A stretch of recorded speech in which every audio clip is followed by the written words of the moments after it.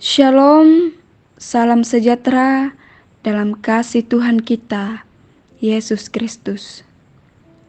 Bapak, Ibu, serta saudara-saudara sekalian, kembali kita jumpa dalam renungan harian Kamis tanggal 30 November 2023. Kita akan mendengarkan firman Tuhan, mari berdoa.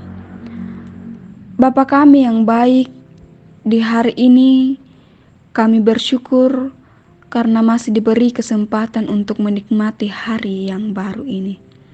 Kami percaya bahwa di tengah ketidakpastian hidup ini, ada Tuhan yang memberi harapan pasti bagi kami. Engkau yang telah menderita untuk menebus dosa kami. Kami mohon ampun ya Tuhan. Dan pada saat ini, kami akan mendengarkan firman-Mu.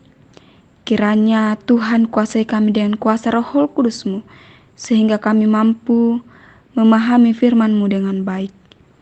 Inilah yang menjadi doa kami. Dalam nama Tuhan Yesus, kami siap mendengarkan firman-Mu. Amin. Bapak, Ibu, serta saudara-saudara sekalian, pembacaan kita terambil dalam kitab Lukas, pasal 1 ayat 5-25. Kitab Lukas pasal 1 ayat 5-25, Lembaga Alkitab memberi judul Pemberitahuan tentang kelahiran Yohanes Pembaptis. Firman Tuhan, pada zaman Herodes, Raja Yudea, adalah seorang imam yang bernama Sakaria dari rombongan Abia. Istrinya juga berasal dari keturunan Harun, namanya Elisabet. Keduanya adalah benar di hadapan Allah dan hidup menurut segala perintah dan ketetapan Tuhan dengan tidak bercacat. Tetapi mereka tidak mempunyai anak sebab Elisabet mandul dan keduanya telah lanjut umurnya. Pada suatu kali, waktu tiba giliran rombongannya, Sakaria melakukan tugas keimaman di hadapan Tuhan. Sebab ketika diundi, sebagaimana lazimnya untuk menentukan imam yang bertugas, dialah yang ditunjuk untuk masuk ke dalam bait suci dan membakar ukupan di situ. Sementara itu seluruh umat berkumpul di luar dan bersembahyang. Waktu itu adalah waktu pembakaran ukupan. Maka tampaklah kepada Sakaria seorang malaikat Tuhan berdiri di sebelah kanan mezbah pembakaran ukupan. Melihat hal itu, ia terkejut dan menjadi takut. Tetapi malaikat itu berkata kepadanya, "Jangan takut, hai Sakaria, sebab doamu telah dikabulkan, dan Elisabet istrimu akan melahirkan seorang anak laki-laki bagimu, dan haruslah engkau menamai dia Yohanes. Engkau akan bersuka cita dan bergembira, bahkan banyak orang akan bersuka cita atas kelahirannya itu. Sebab ia akan besar di hadapan Tuhan, dan ia tidak akan minum anggur atau minuman keras, dan ia akan penuh dengan Roh Kudus. Mulai dari rahim ibunya, ia akan membuat banyak orang Israel berbalik kepada Tuhan Allah mereka. Dan ia akan berjalan mendahului Tuhan dalam roh dan kuasa Elia untuk membuat hati bapa-bapa berbalik kepada anak-anaknya dan hati orang-orang durhaka kepada pikiran orang-orang benar. Dan dengan demikian menyiapkan bagi Tuhan suatu umat yang layak baginya. Lalu kata Sakaria kepada malaikat itu, "Bagaimanakah aku tahu bahwa hal ini akan terjadi? Sebab aku sudah tua dan istriku sudah lanjut umurnya." Jawab malaikat itu kepadanya, "Akulah Gabriel yang melayani Allah, dan aku telah diutus untuk berbicara dengan engkau, dan untuk menyampaikan kabar baik ini kepadamu. Sesungguhnya engkau akan menjadi bisu dan tidak dapat berkata-kata, sampai kepada hari di mana semuanya ini terjadi. Karena engkau tidak percaya akan perkataanku, yang akan nyata kebenarannya pada waktunya." Sementara itu orang banyak menanti-nantikan Sakaria. Mereka menjadi heran bahwa ia begitu lama berada dalam bait suci.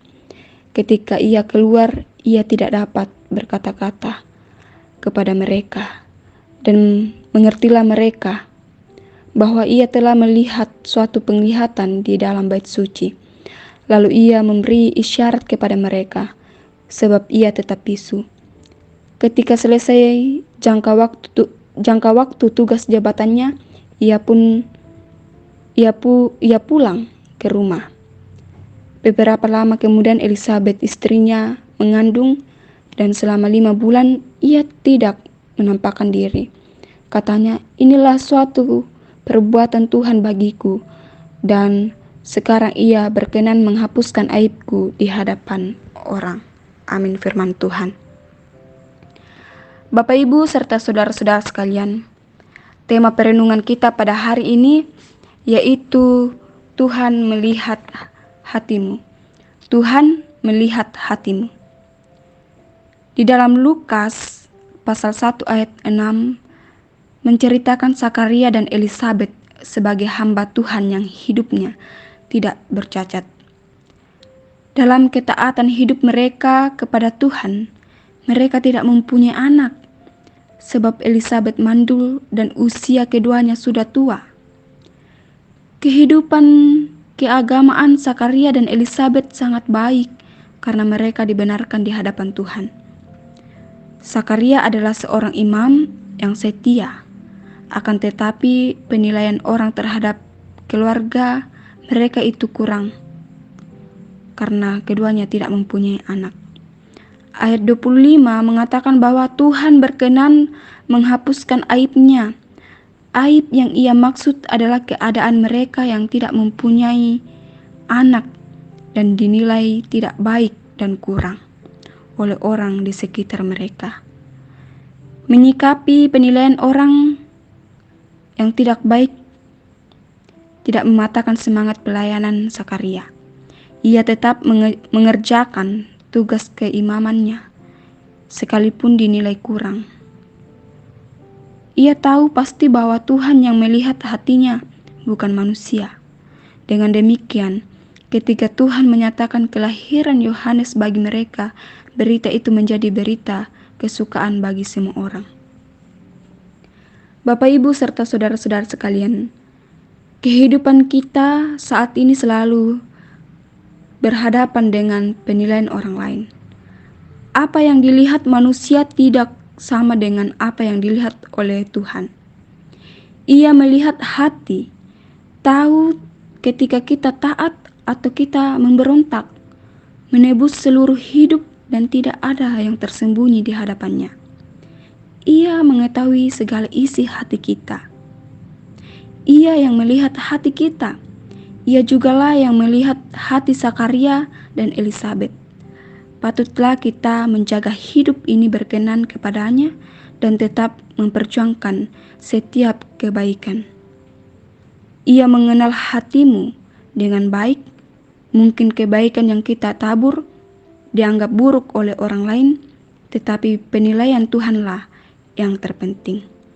Maka dari itu, janganlah menyerah dan lakukan yang terbaik untuk Tuhan.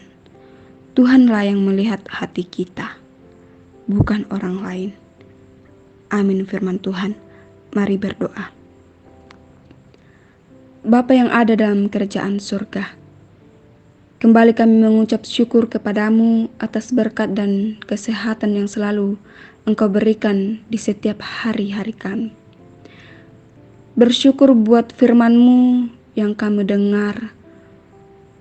Tuhan, biarlah firman-Mu tidak berlalu begitu saja, tetapi boleh menjadi pedoman dalam langkah kehidupan kami. Berkati seluruh aktivitas kami pada saat ini, ya Tuhan. Bapa, kami berdoa buat umat-Mu yang dalam pergumulan. Tuhan, kuatkan mereka sehingga mereka boleh melewati hari-harinya dengan penuh sukacita. Kami berdoa buat sanak saudara kami yang jauh dari kami. Berikan mereka kekuatan kesehatan sehingga mereka boleh merasakan sukacita, damai sejahtera di dalam kehidupan mereka masing-masing. Sehingga mereka boleh kuat, teguh di dalam iman yang Engkau berikan kepada mereka. Berkati umat-Mu yang bersyukur dalam pertambahan usia, dalam wisuda, mendapatkan pekerjaan dan lain sebagainya. Tuhan terus berkati di dalam kehidupannya, sehingga mereka terus merasakan kasih-Mu di dalam kehidupan mereka. Kami berdoa bagi umat-Mu yang bergumul dalam sakit penyakit, Tuhan sembuhkan mereka. Lewat obat-obatan dan minuman ia konsumsi, Tuhan berkati, sehingga dari dalamnya boleh mendapatkan kesembuhan dan mereka boleh beraktivitas kembali. Bapa yang baik, seluruh bentuk kehidupan kami serahkan ke dalam tangan pengasihan-Mu. Dalam nama Tuhan Yesus kami berdoa. Amin. Demikianlah renungan harian kita pada saat ini. Sampai jumpa pada renungan kita selanjutnya. Tuhan Yesus memberkati kita. Shalom.